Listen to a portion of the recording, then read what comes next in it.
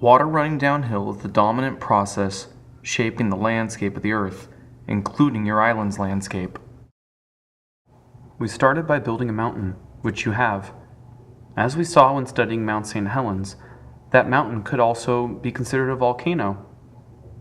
I chose to make mine a volcano. Then we cut a V-shaped valley into it. That valley was made by a youthful river. I decided to place 2 layers of cardboard lined up vertically to make a cliff. That youthful river I had to begin somewhere, and its beginning is a spring. And since it keeps running downhill until it meets the ocean, I can make it a tributary to another river. All of the water on this side of my volcano is running down into this lake. Since it's all collecting in the same place, this lake, it's all a part of the same watershed.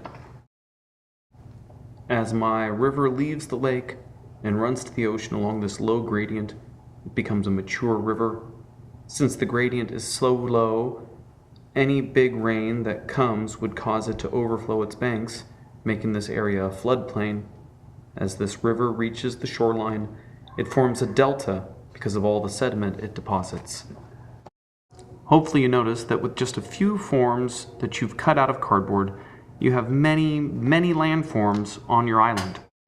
You made a map as a rough draft that has lots of good names related to your island's theme. Write those names on the tags that correspond to the landforms you've identified on your island. You'll cut these tags out and stick them to the inner edge of your box, which is the key to the landforms on your island project. Remember that you don't need to identify all 50 landforms you gotta know.